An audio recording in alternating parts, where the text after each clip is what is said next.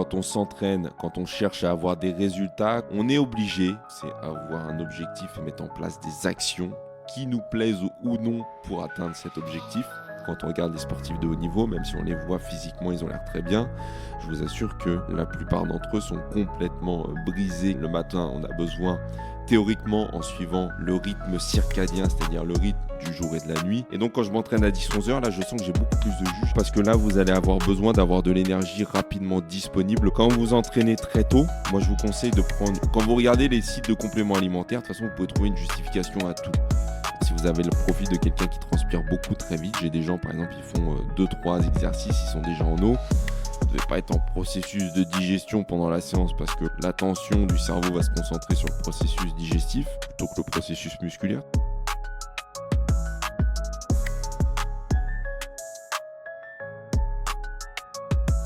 Bon, bienvenue dans ce nouvel épisode de Cohérence. Merci pour votre fidélité à tous ceux qui m'écoutent. Je fais régulièrement des remerciements en vrai à travers ces épisodes parce que vous me faites des retours qui sont constructifs, des retours qui sont positifs et ça c'est super cool de votre part. Merci beaucoup.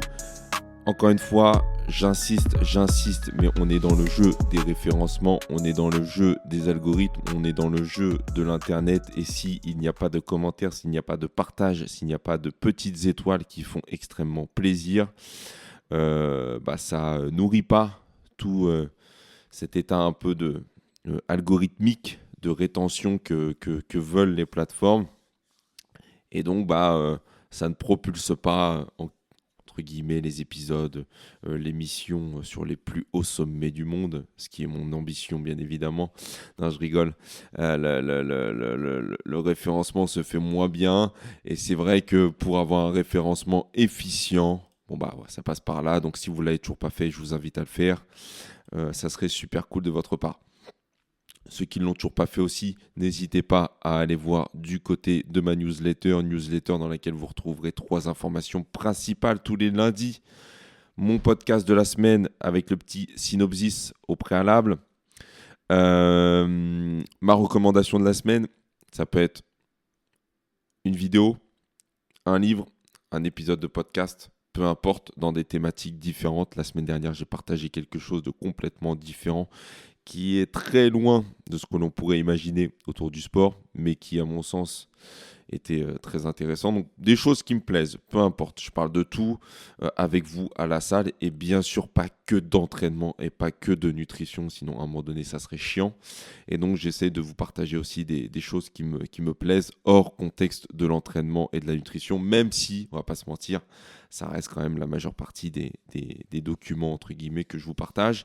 Et puis, troisième élément que je vous partage à travers cette newsletter, c'est mon petit cadeau, mon petit plus, mon petit bonus de la semaine, voilà, que je vous mets dedans. Et puis vous avez ces 3 informations qui sont embellies, qui sont packagées, voilà, avec du texte, avec des images, avec des choses comme ça. C'est sympathique, je pense, à lire. Ça prend 5 minutes à tout casser à lire le matin. Et encore, si vous lisez doucement. Et vous avez toutes les informations nécessaires et vous n'avez pas d'autres mails au fur et à mesure de la semaine. Comme je le dis souvent, je suis le spécialiste des mails non lus. Et là, vous n'avez pas tout ça, d'accord ? Vous n'avez pas tous ces mails parasites que je ne lis pas moi-même. Vous avez juste l'information du lundi, cette newsletter du lundi, et puis après, vous êtes tranquille pour la semaine. Vous regardez la recommandation que je vous fais, et c'est cool. Pas besoin d'aller plus loin. Pas grand-chose d'autre à dire pour l'actualité, pour la promotion. Donc on va débuter tout de suite avec l'épisode du jour.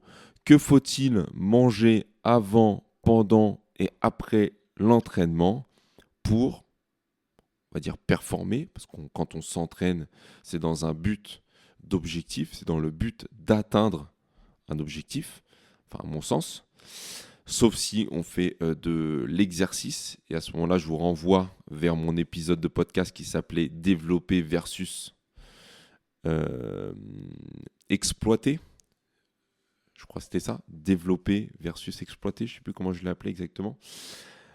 qui renvoie à la notion d'entraînement et d'exercice, ou développer versus s'exercer. Je ne sais plus exactement comment je l'ai appelé. Bref, vous le trouverez assez facilement. Si vous avez besoin, vous pouvez me contacter, je vous l'enverrai. Et qui revient à cette notion d'exercice versus entraînement. Donc, pour faire simple, l'entraînement, c'est s'entraîner donc c'est avoir un objectif et mettre en place des actions qui nous plaisent ou non pour atteindre cet objectif. D'accord ? Si je prends mon cas personnel, quand j'ai fait l'Aerox, par exemple, qui était un objectif, somme toute, très modeste ces derniers temps, il fallait forcément que je me mette à la course à pied. Et la course à pied n'était pas du tout une modalité qui me faisait plaisir, du moins dans un premier temps. Non pas que j'aimais pas courir, mais il fallait que je cours pour un but particulier. C'est-à-dire que quand je fais un foot, quand je fais un sport où il y a de la course à pied à l'intérieur de ce sport, ça ne me dérange pas, mais courir pour courir, ça me faisait quand même relativement chier. Mais dans le but de s'entraîner pour l'Aerox, et donc pour cet objectif, il était nécessaire de mettre de la course à pied, et donc il était nécessaire de faire quelque chose que je n'aimais pas. Et ça, c'est la notion d'entraînement, qui est à différencier du coup de la notion d'exercice, d'accord, qui elle va être une notion plutôt de plaisir, voilà, je vais au sport sans but particulier, dans le but de me maintenir en forme, dans le but d'exploiter un peu mes capacités actuelles, d'en développer mais de manière modérée parce que j'ai pas un objectif ou j'ai pas un but précis, et de combiner avec voilà un petit peu tout ça, ce que beaucoup de gens font et ce qui est très très bien. Attention, il n'y a pas une méthode mieux qu'une autre, d'accord ? Je pense que dans une optique de longévité d'ailleurs, je pense qu'il est préférable pour la majeure partie des gens de s'exercer plutôt que de s'entraîner. Parce que quand on commence à s'entraîner, on veut toujours aller un peu plus loin. Et quand on va toujours un peu plus loin, on exploite un peu plus à chaque fois les ressources de son corps, les besoins que son corps va avoir à solliciter pour maintenir l'activité physique ou maintenir la performance. Et sur le moyen et long terme, ça peut être quand même relativement délétère. Hein. Quand on regarde les sportifs de haut niveau, même si on les voit physiquement, ils ont l'air très bien, je vous assure que la plupart d'entre eux sont complètement brisés, cassés, détruits par leurs années au préalable de haute performance, qui ne sont absolument pas bénéfiques dans un but de longévité et de santé pour le corps, bien évidemment. Donc il n'y a pas de mieux ou de moins bien, hein, c'est juste deux notions différentes. Et donc, on va voir dans le cadre on va dire de l'entraînement de manière générale, pour parler simplement, quelle est la meilleure façon de voir l'alimentation autour des entraînements. On le sait, un entraînement doit être soutenu, doit être fait idéalement dans un environnement propice, c'est-à-dire un environnement où je vais avoir mes dispositions énergétiques, mes dispositions physiologiques les plus aptes possibles pour réaliser la performance ou l'activité physique qui va m'être demandée. Il n'y a rien de plus désagréable que de faire du sport en étant complètement soit ramolli, soit à l'inverse trop plein, ce qui pourrait revenir finalement au même parce que j'aurais trop mangé. Donc, avant de savoir et de rentrer dans le vif du sujet, de savoir ce que l'on va manger avant, pendant et après l'entraînement, on va voir quelques données contextuelles. Premièrement, il faut voir à quelle heure vous allez vous entraîner. D'accord ? Ça, c'est la première des choses à voir. Est-ce que vous vous entraînez le matin ? Si vous vous entraînez le matin, est-ce que vous vous entraînez plutôt tôt le matin, plutôt milieu d'après-midi ? Est-ce que vous vous entraînez le midi ? Est-ce que vous vous entraînez l'après-midi ou est-ce que vous vous entraînez le soir ? On pourra aller plus loin, bien évidemment, dans les tranches horaires, mais on va essayer de faire simple pour catégoriser. Donc, l'horaire que vous allez avoir va influencer, en quelque sorte, la prise alimentaire que vous allez avoir parce que vous allez avoir un environnement à chaque fois hormonal à chaque moment de la journée qui va être un peu différent. D'accord ? Le matin, on a une production hormonale X. Le soir, on a une production hormonale Y. C'est normal. Le matin, on a besoin, théoriquement, en suivant le rythme circadien, c'est-à-dire le rythme, en gros, du jour et de la nuit, on a besoin d'être dans l'action, d'être dans la production d'énergie. On se réveille, on est apte, on est frais. Alors que le soir, on est plutôt dans une production hormonale qui va favoriser l'apaisement, le relâchement, la prédisposition à dormir, à rentrer dans un cycle de sommeil. Et donc, si on cale ces entraînements à certains moments de la journée, on n'a pas les mêmes prédispositions hormonales. Donc ça, déjà, ça va avoir une influence sur aussi notre alimentation, parce que notre alimentation, en corrélation avec cette production hormonale, va avoir des effets complètement différents à certains moments de la journée. Quel type d'entraînement vais-je faire? Est-ce que c'est un entraînement plutôt d'endurance, cardiovasculaire, cardio-respiratoire? Est-ce que c'est plutôt un entraînement musculaire? Est-ce que c'est plutôt un entraînement musculaire mixte, c'est-à-dire où je vais mélanger un peu toutes les parties du corps? Est-ce que c'est plutôt sur le haut du corps, sur le bas du corps? Quand on fait un entraînement sur le haut du corps en musculation, ça n'a pas du tout le même impact d'un point de vue énergétique, d'un point de vue fatigue générale, que quand on fait un entraînement sur le bas du corps.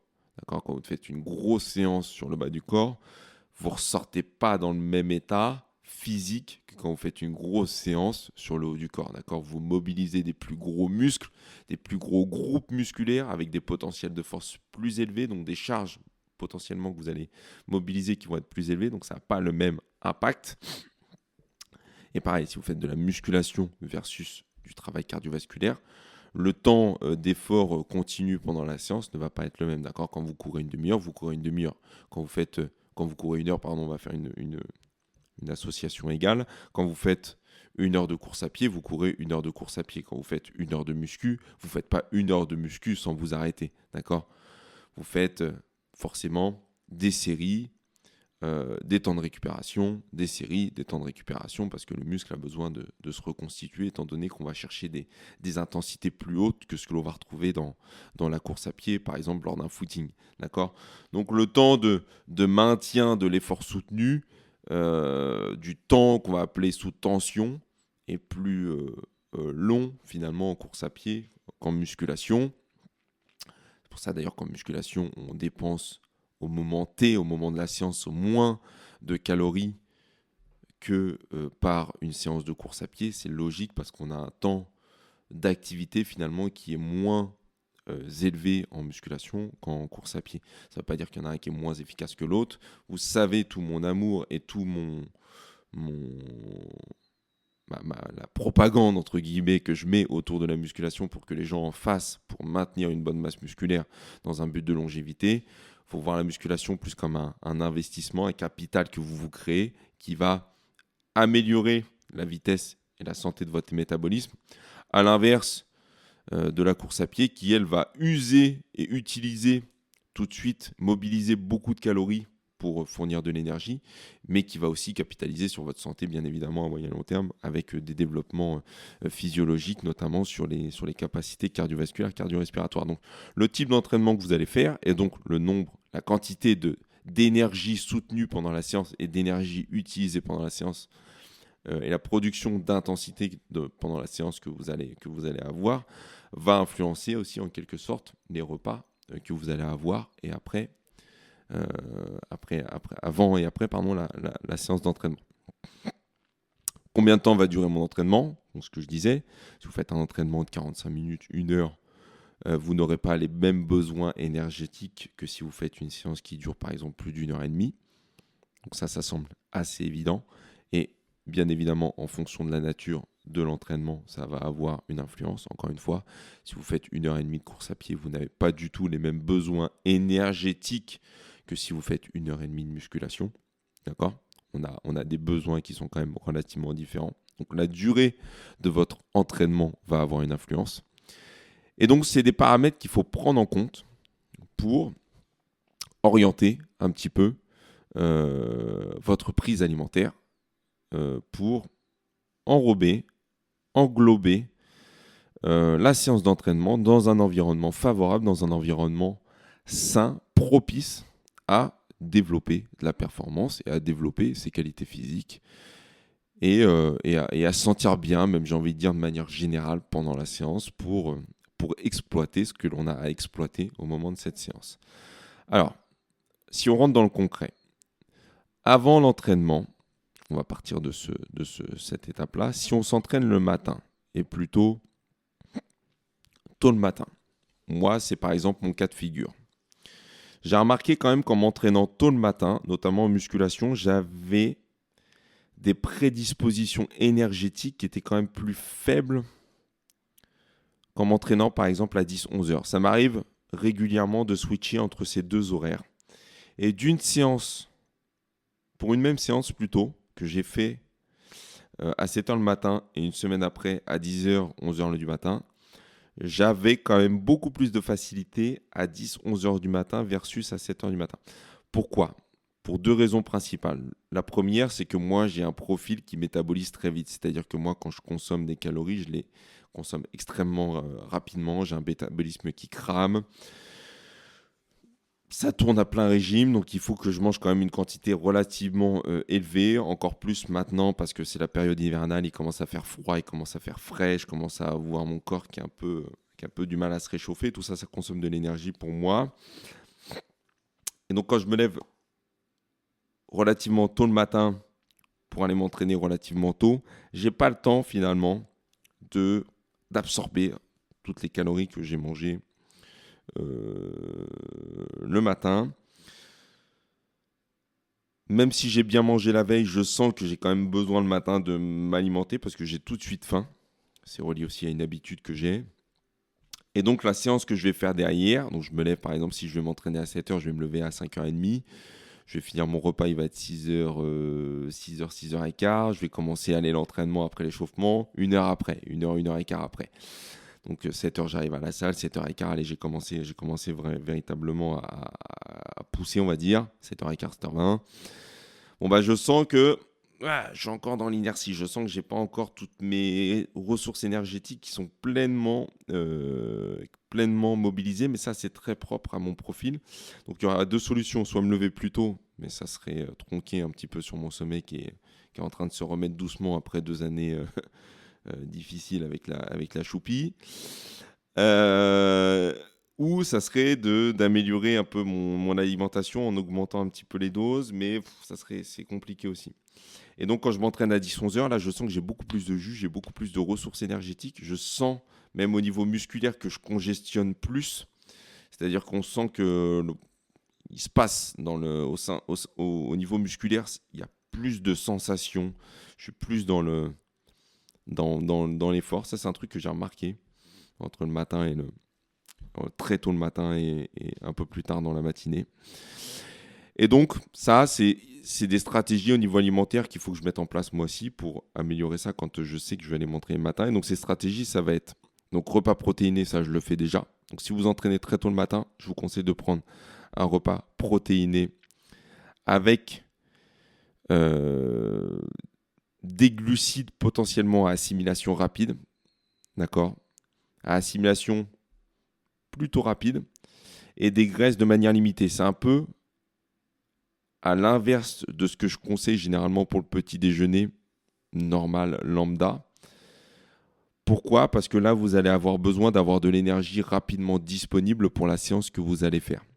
Donc la protéine, pour soutenir, on va dire, l'anabolisme musculaire en quelque sorte, pour être dans un environnement protéique de construction musculaire favorable. Donc vous n'avez pas dormi, vous avez dormi, vous avez entre guillemets le ventre vide. C'est quand même intéressant d'avoir un apport protéiné à mon sens.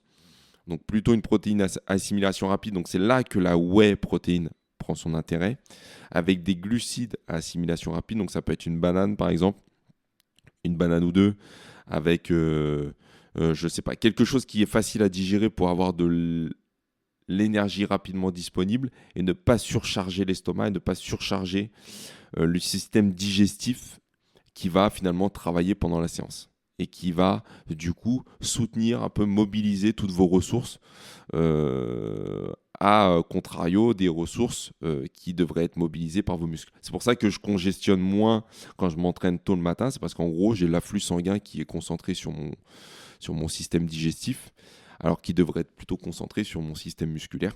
Ce qui est logique, parce que moi je mange normalement, finalement, quand je m'entraîne tôt le matin versus quand je m'entraîne à 10h, je mange mes œufs, mes noix, mes amandes en bonne quantité, un fruit généralement, une petite source de glucides avec du pain, du beurre de cacahuète, enfin du beurre des fois, du fromage, etc. Enfin, je mange bien et donc mon corps se concentre plus sur ça. Alors que je devrais, voilà, quand je m'entraîne tôt le matin, 1 à 2 scoops de whey protéine pour soutenir un peu l'apport protéique, des glucides à assimilation rapide, un petit peu de graisse mais pas trop parce que ça va ralentir le processus de digestion.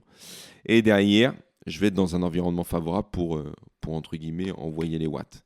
D'accord ? Je parlerai des repas après séance après, mais ça va. Là, je serai dans un environnement hormonal parfait. Par contre, si je m'entraîne comme je le fais à certains moments à 10-11 heures, là, c'est parfait de manger comme je mange parce que finalement, je vais manger aux alentours de 7 heures. 7 heures, ouais, 7 heures. 6h30, 7 heures. Là, j'ai eu le temps de faire toute ma digestion de manière complète, 2 à 3 heures. Je digère relativement vite, moi en plus. Et là, je sens par contre que j'ai du jus. Donc, quand vous vous entraînez un peu plus tard le matin, vous mangez normalement un repas classique. Et même si vous vous entraînez à midi, quand vous vous entraînez très tôt, moi je vous conseille de prendre une whey protéine, donc une protéine à assimilation rapide, parce que c'est liquide finalement et votre corps va l'assimiler très rapidement avec des glucides à assimilation rapide. Vous allez avoir finalement une montée de l'insuline qui va faciliter l'absorption du sucre dans les muscles. Et donc, vous allez avoir en quelque sorte de l'énergie disponible pour cette séance. Si vous entraînez à midi, peut-être, je dis bien peut-être, que vous aurez besoin à un moment donné d'avoir une collation en plein milieu de la journée. Ça dépend encore une fois de votre vitesse d'assimilation, ça dépend de ce que vous avez mangé le matin, de la quantité de ce que vous avez mangé le matin. Je conseille quand même de manière générale, au vu de ce que les gens mangent et au vu des discussions avec les personnes que je côtoie au quotidien, une collation. Donc une collation, pareil, à assimilation plutôt rapide parce que vous allez prendre votre collation aux alentours de 10 heures, entre 10 heures et 11 heures. Vous allez vous entraîner vers midi et demi. Il ne faut pas que ce soit lourd. D'accord, le processus digestif, il peut être long chez certains. Donc moi, l'exemple que je donne souvent, c'est pareil, on prend un fruit, 4-5 amandes pour avoir un peu de source de lipides et un yaourt ou un fromage blanc, par exemple. Ça, c'est très bien. On est sur un repas relativement léger. Ça va soutenir un peu l'énergie et on va avoir une bonne disposition pour faire son entraînement à midi. Si vous faites un entraînement plutôt en fin d'après-midi, en soirée, là, je pense que la collation, elle est nécessaire. Donc, vous avez bien évidemment très bien mangé le midi, vous avez mangé vos féculents, vous avez mangé vos légumes en quantité relativement élevée, vous avez mangé vos petits œufs, votre petite protéine de qualité, bien évidemment. Vous arrivez pour vous entraîner à 18h30. Imaginons que vous avez terminé votre repas à aller au plus tard à 13h, 13h30. Ça fait quand même un gros gap. Donc moi, généralement, s'il y a collation dans une journée, si on doit en mettre qu'une, je la mettrai à ce moment-là. Donc le fameux 4 heures, c'est très bien. Et là, pareil, une collation peut-être un peu plus consistante que ce qu'on pourrait faire à 10 heures, avec pareil, un apport en whey protéine. Donc c'est là que la whey a tout son intérêt. Pour quelle raison aussi ? Parce que c'est pratique. D'accord ? La whey protéine, c'est de la poudre. Donc vous n'avez pas besoin de frigo, vous n'avez pas besoin de choses pour, en quelque sorte, conserver cette protéine en poudre. Vous mettez de l'eau, vous mélangez ça, vous buvez, c'est top.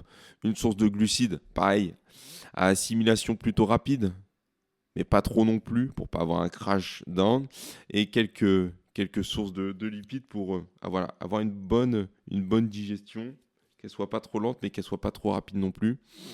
Donc moi, ce que je faisais, ça va peut-être les dégoûter, mais moi, généralement, je mettais ma whey protéine, je mettais un peu de flocons d'avoine dedans, donc ça dépend, les quantités dépendent bien évidemment des individus, mais je pense entre 30 grammes et 60 grammes pour la plupart des gens, ça me semble être quelque chose de tout à fait correct. Et je mettais soit du beurre de cacao, mais même mettre un peu d'huile d'olive dedans. C'est cool, ça donne un petit goût méditerranéen, on va dire, c'est bien. Vous mélangez tout ça, puis vous buvez, ça passe tout seul, c'est crème. Et derrière, à 18h30, vous êtes plein fer pour votre séance. Et si vous entraînez pareil le soir, un peu plus tard, vous pouvez augmenter l'apport calorique de ce shaker pour soutenir un peu plus le temps pendant lequel vous n'avez pas mangé. D'accord ? Si vous entraînez à 18h30, vous entraînez peut-être 1 heure à 2 heures avant celui qui va s'entraîner à 19h30 ou 20h30. Et donc, on va avoir comme ça euh, un repas qui va constituer finalement une bonne base. D'accord ? Si vous vous entraînez très tard,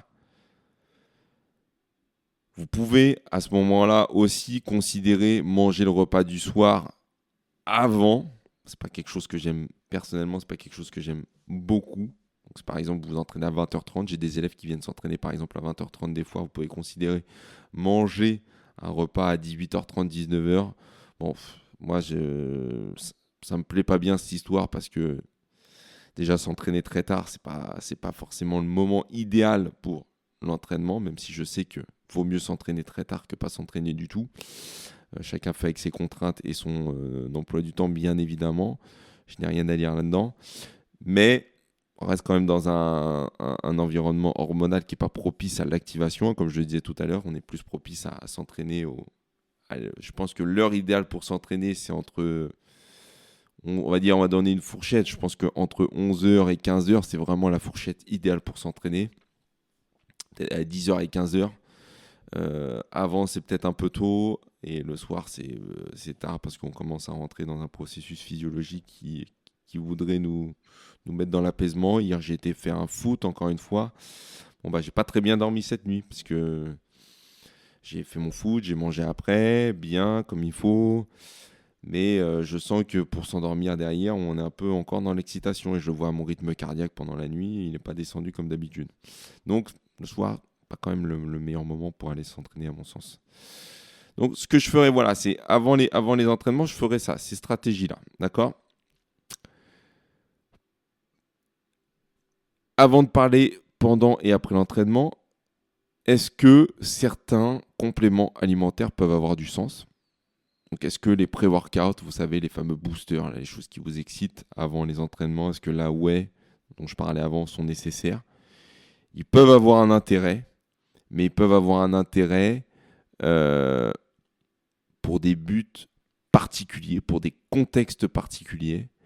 Euh, Notamment, comme j'expliquais tout à l'heure, quand vous vous levez très tôt le matin, par exemple, pour aller vous entraîner avant d'emmener les enfants à l'école ou parce que ça vous permet de faire ce qu'il y a à faire et c'est très bien avant la journée qui arrive. Bon plutôt que de se lever très tôt, à 4 heures du matin par exemple, pour manger le repas qu'on a l'habitude de manger, on peut se tourner vers la whey protéine parce que ça va avoir une assimilation plutôt rapide et c'est là que c'est intéressant. D'accord ? C'est là que c'est intéressant ces compléments alimentaires. Là, il y a un vrai but, il y a une vraie recherche psychologique derrière et ça va venir me soutenir dans mon effort et dans ma capacité à fournir de l'énergie rapidement. Et bien sûr, ça va dépendre de la nature de votre entraînement. Je n'ai pas parlé de la nature de vos entraînements, mais si vous avez, pareil, tout ce que j'ai dit au préalable, si vous faites une séance de cardio avec une dépense énergétique plus élevée versus une séance de musculation, vous n'allez pas avoir le même besoin en termes de calories. D'accord ? Quand vous faites une grosse séance de cardio, ou même une petite, vous faites 1 heure de footing, vous allez très vite cramer entre 500 et 600 calories. Faut pouvoir soutenir ces 500 à 600 calories. Faut pouvoir avoir les ressources énergétiques et musculaires pour soutenir cet effort et pas rentrer par exemple en hypoglycémie. Donc, il y a des choses quand même à regarder du côté de ces compléments qui peuvent avoir un intérêt à certains moments. Moi, tout ce qui est pré-workout, etc., je les conseille très rarement. Dans le cadre de la performance vraiment sportive, ça peut avoir un intérêt. Nel, que je suis en préparation physique en MMA, peut à certains moments prendre quelques compléments pour soutenir un peu le besoin énergétique pour l'entraînement. Mais c'est de manière très peu récurrente, c'est très contrôlé, c'est une prise de compléments qui va sans dire en adéquation avec tout le cadre nutritionnel adapté à sa personne et contrôlé et mesuré. C'est pas une prise comme ça parce qu'on a vu sur Instagram ou sur YouTube le nouveau complément. Quand vous regardez les sites de compléments alimentaires, de toute façon, vous pouvez trouver une justification à tout. D'accord ? Vous prenez n'importe quel complément alimentaire, vous lisez les intérêts, les bénéfices, les avantages de le prendre, vous allez dire j'en ai besoin. Pour tout. Vous regardez tout, vous allez vous dire c'est top, j'en ai besoin. Donc vous pouvez vous retrouver à prendre tous les compléments du monde si vous voulez. Tout peut avoir un intérêt. D'accord ? C'est d'ailleurs dans l'intérêt de ces marques de compléments alimentaires de vous vendre les avantages de ces compléments alimentaires. Donc quand vous regardez la liste des compléments alimentaires et que vous regardez le détail et les avantages de ces compléments alimentaires, vous allez forcément trouver un intérêt à le prendre. Donc, comme on n'est pas non plus une pharmacie, il faut mettre du contexte et savoir pourquoi on le prend. Et oui, dans certains cas, ça peut être intéressant. Tout le temps, je ne le pense pas, mais dans certains cas, oui, ça peut l'être. Après l'entraînement, qu'est-ce qu'on prend ? C'est simple, le but c'est de reconstituer les réserves énergétiques qui ont été mobilisées. Donc le but, ça va être de soutenir ce qu'on appelle l'anabolisme, donc le fait de construire,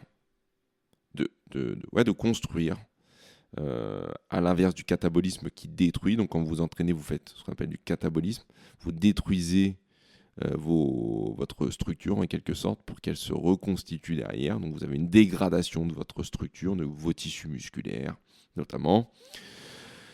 Et vous allez avoir besoin de soutenir ce qu'on appelle à l'inverse l'anabolisme après votre séance pour tout de suite rentrer dans ce qu'on appelle un processus protéique favorable, c'est-à-dire que votre balance catabolisme se switch vers la balance anabolisme pour construire du muscle, pour construire de l'adaptation, pour construire de la surcompensation. En gros, vous êtes plus musclé, vous êtes plus fort, vous êtes plus endurant, vous êtes plus...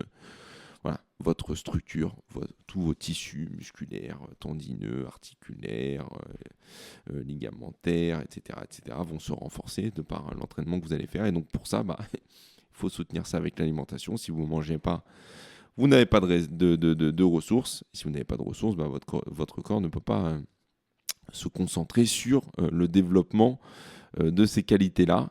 Donc il va falloir surtout manger des glucides, donc des sucres dans la manière des sucres au pluriel, pour faciliter l'entrée de ces ressources dans vos cellules musculaires et reconstituer ce qu'on appelle le glycogène, donc c'est l'énergie intramusculaire que vous avez. D'accord ?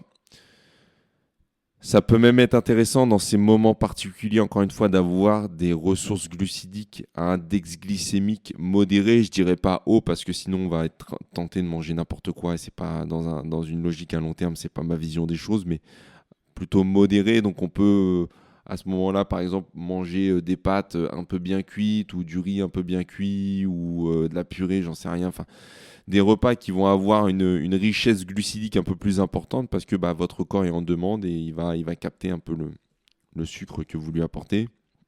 Ne vous jetez pas sur des Snickers ou des Mars, même si c'est moins grave d'en prendre à ce moment-là qu'en plein milieu de la journée quand vous n'avez rien fait. Ça reste quand même pas l'idéal. Mais ça peut être intéressant à ce moment-là. Bien évidemment, de la protéine, surtout si vous avez fait de la musculation avec une bonne intensité pour favoriser la construction musculaire. Bien évidemment, des lipides, toujours un petit peu pour rentrer dans cette logique que je soutiens, c'est-à-dire qu'à chaque repas, vous devez avoir des glucides, des lipides et des protéines. Et idéalement, des repas solides. Donc, si vous vous entraînez très tôt le matin, là, la collation, elle ne se pose même pas, elle est nécessaire, d'accord ? Parce que vous finissez votre entraînement à 8h30, vous allez manger qu'à 12h30, donc vous avez besoin à ce moment-là de manger une collation, voire même de manger le petit déjeuner que vous avez l'habitude de manger à 7h le matin. Mais bon, on fait en fonction de son contexte. Si vous vous entraînez à 10h ou 11h et que vous avez fini votre entraînement, là, la question ne se pose pas, vous mangez votre repas du midi tout à fait normalement, pas besoin de prendre un shaker de protéines. Vous mangez votre repas normalement, peut-être en quantité plus élevée que quand vous ne vous entraînez pas, notamment sur la partie glucidique. Quand vous entraînez en fin d'après-midi, pareil, la question ne se pose pas, vous mangez votre repas du soir. Et si vous mangez si vous entraînez relativement tard le soir à partir de 20h30, alors là, je vous conseille de manger quand même convenablement, mais pas de manière trop surchargée en gras et pas de manière trop lourde quand même, parce que vous allez quand même avoir besoin de dormir. Et si vous mangez de manière trop intense, vous risquez d'avoir un sommeil de moins bonne qualité. Et encore une fois, ce n'est pas le meilleur moment pour s'entraîner parce que vous rentrez dans une phase où vous avez besoin d'apaisement et là, vous êtes complètement excité. Donc, mangez pas. Le repas après l'entraînement, il est relativement simple à comprendre. Vous faites un entraînement, vous avez besoin de soutenir l'effort que vous allez faire. C'est tout simple. OK ?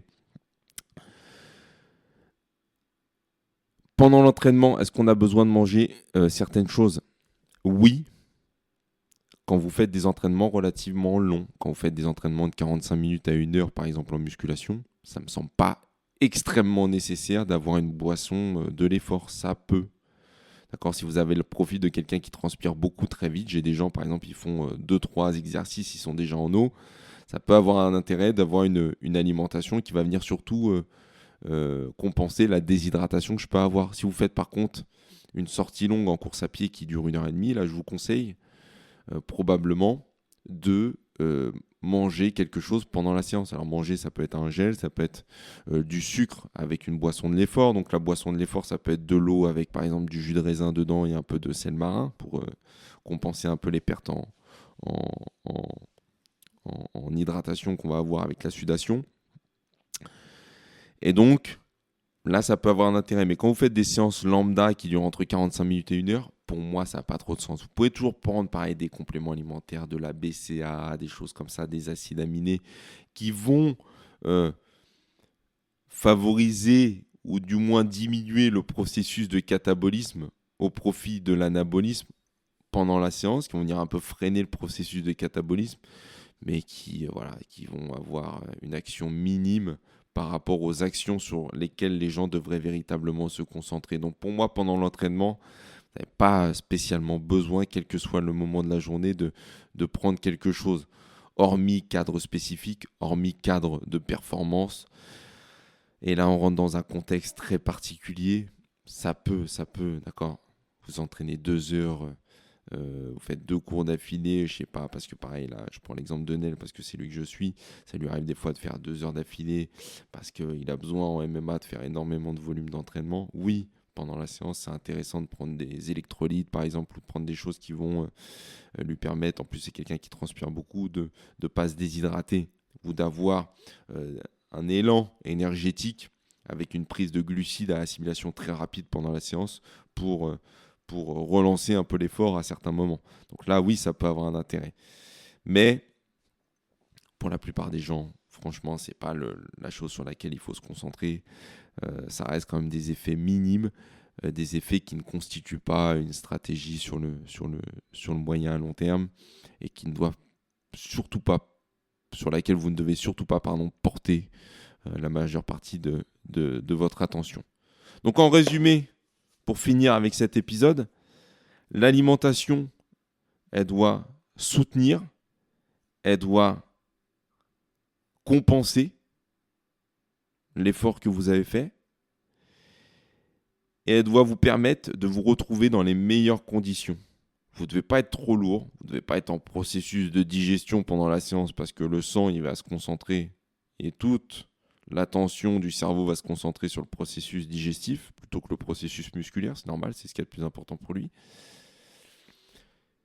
Vous ne devez pas du coup dévier ce circuit sanguin et faire en sorte que celui-ci soit le plus propice à aller dans les zones que vous souhaitez solliciter.